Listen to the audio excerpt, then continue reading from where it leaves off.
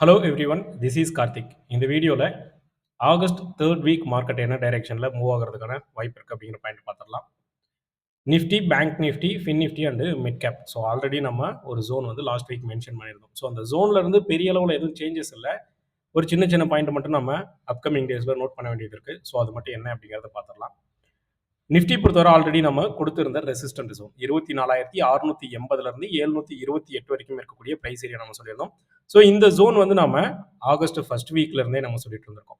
So இந்த ரேஞ்சில் இருந்து பார்த்தோம் அப்படின்னா நிஃப்டி பொறுத்தவரை இது வரைக்கும் ஒரு 400 பாயிண்ட்டுக்கு மேலே விழுந்திருக்கு.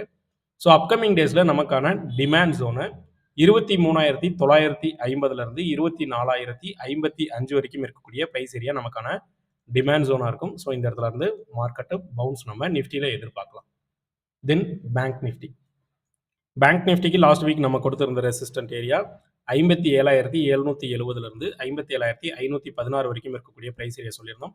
ஸோ ஃப்ரைடே மார்க்கெட்டு வித்தின் ஜோனில் தான் க்ளோஸ் வச்சிருக்கு. ஸோ மண்டே ஃப்ளாட் ஓப்பன் இருக்குது அப்படின்னா பிளான் பண்ணலாம் அப்படிங்கிற ஒரு பாயிண்ட் மென்ஷன் பண்ணியிருந்தோம். ஸோ பர்ஃபெக்டாக மண்டே நமக்கு அதே ஜோனில் தான் ஓப்பன் ஆனது. ஓப்பன் ஆன ரேஞ்சில் இருந்து பார்த்தோம் அப்படின்னா நமக்கு கிட்டத்தட்ட ஒரு 570 பாயிண்ட் டவுன் கொடுத்துருந்தது. ஸோ அப்கமிங் டேஸில் பேங்க் நிஃப்டி இன்னும் ஃபர்தர் டவுன் இருக்கும் அப்படிங்கிறத என்னோட எக்ஸ்பெக்டேஷன். ஸோ கடந்த 2 வாரமாகவே August first week and second week பார்த்தோம் அப்படின்னா மார்க்கெட் ஒரு சைட் வே சினாரியோவில் போயிட்டு இருக்கு. ப்ளஸ் இந்த சிஏஎஸ் க்ளோசிங்கில் வந்து பார்த்தோம் அப்படின்னா market end of the day close வைக்கும்போது பார்த்தோம் அப்படின்னா ட்ரேட் நடந்துட்டு இருக்கக்கூடிய ப்ரைஸை காட்டிலும் அதிகமான ப்ரைஸ் ரேஞ்சில் போயிட்டு க்ளோஸ் வச்சுட்டு இருக்கு. ஸோ இந்த பாயிண்ட் வந்து நான் ஆல்ரெடி லாஸ்ட் வீக்கில் சொல்லியிருந்தேன், இது ஒரு ப்ளஸ் பாயிண்ட்டாக நான் பார்க்குறேன் அப்படின்னு சொல்லிட்டு. இந்த வீக்லியுமே பார்த்தோம் அப்படின்னா அது ஓரளவுக்கு ஸ்டேபிளாகவே தான் மார்க்கெட் இருந்துட்டு இருக்கு. அதாவது ஒரு பெரிய டிஃப்ரென்ஸ் வரல. மார்க்கெட் வந்து 315க்கு க்ளோஸ் ஆகக்கூடிய ப்ரைஸ் காட்டிலும் 330க்கு சிஏஎஸ் க்ளோசிங் வைக்கும்போது இருக்கக்கூடிய ப்ரைஸ் காட்டிலும் ரொம்ப பெரிய டிஃப்ரெண்ட் வரல. ஸோ ஒரு மைனர், இதுக்கு முன்னாடி நமக்கு இந்த போஸ்ட் மார்க்கெட் க்ளோசிங் எப்படி இருந்ததோ அந்த பாயிண்ட் ரேஞ்சில் தான் டிஃப்ரெண்ட் வந்துட்டு இருக்கு. பேங்க் நிஃப்டி பொறுத்தவரை அப்கமிங் டேஸில் 56,735லேருந்து 56,957 வரைக்கும் இருக்கக்கூடிய ப்ரைஸ் ஏரியா நமக்கு டிமாண்ட் ஜோனாக ஆக்ட் ஆகும். ஸோ இந்த இடத்துல இருந்து நம்ம ஒரு சின்ன பவுன்ஸ் நம்ம எக்ஸ்பெக்ட் பண்ணலாம். தென் ஃபின் நிஃப்டிக்கு லாஸ்ட் வீக் வீடியோவில் நம்ம சொல்லியிருந்த பாயிண்ட் என்ன அப்படின்னா ஃபர்தர் டவுன் இருக்கு. 26,222லேருந்து 26,092 வரைக்கும் இருக்கக்கூடிய ப்ரைஸ் ஏரியா நமக்கான டிமாண்ட் ஜோனு நம்ம மென்ஷன் பண்ணியிருந்தோம். சரிங்களா? ஸோ இது மட்டும் இப்போதைக்கு ஒரு சின்ன சேஞ்சஸ். ஸோ ஆல்ரெடி நம்ம எதிர்பார்த்த மாதிரி அந்த ஜோனுக்கு மார்க்கெட் வந்துருச்சு. ஸோ நம்ம எதிர்பார்த்த ஃபால் 100% எல்லா இண்டெக்ஸ்லையுமே நடந்துருச்சு. ஸோ இப்போ இதில் நம்ம கவனிக்க வேண்டிய விஷயம் ஒரு சின்ன சேஞ்சஸ் மட்டும்.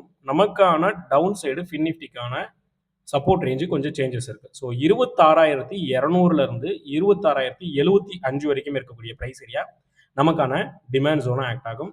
ஸோ மண்டே ஃப்ளாட் ஓப்பன் இருக்குது அல்லது கொஞ்சம் ஒரு டவுன் வந்தது அப்படின்னா கூட எண்ட் ஆஃப் த டே வரைக்கும் வெயிட் பண்ணுறது பெட்டராக இருக்கும். ஸோ ஏன்னா பேங்க் நிஃப்டியில் இன்னும் சப்போர்ட் ரேஞ்சு வரல.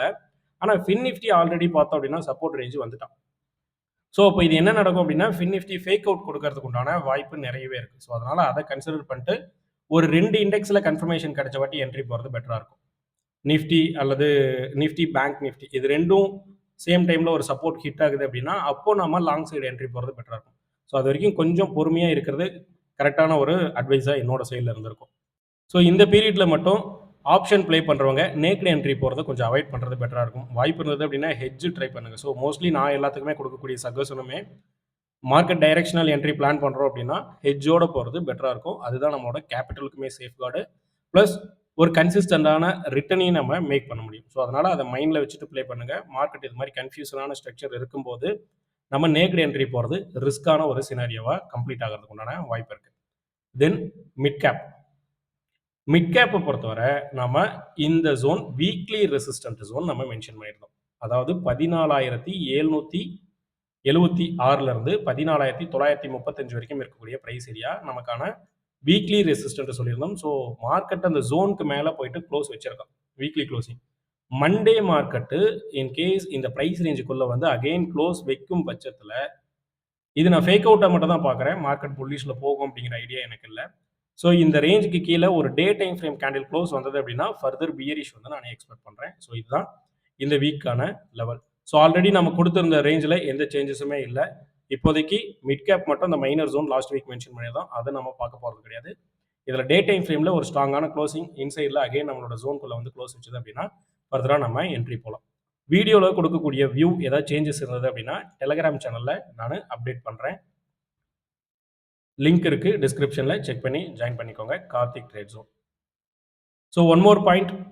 நெக்ஸ்ட் பேட்ச்க்கான ரெக்வெஸ்ட் இருக்கிறதுனால நான் செப்டம்பர் பேட்சும் ஸ்டார்ட் பண்ற பிளான்ல இருக்கேன். ஸோ உங்களுக்கு விருப்பம் இருக்கு அப்படின்னா எனக்கு கால் ஆர் மெசேஜ் பண்ணுங்க. டெலகிராம் சேனல்ல என்னோட நம்பர் நான் கொடுத்துருக்கேன். நம்ம என்னென்ன டாபிக் கவர் பண்றோம் அப்படிங்கிற ஒரு பாயிண்ட் நான் இந்த பேம்ப்ளெட்ல ஆட் பண்ணியிருக்கேன்.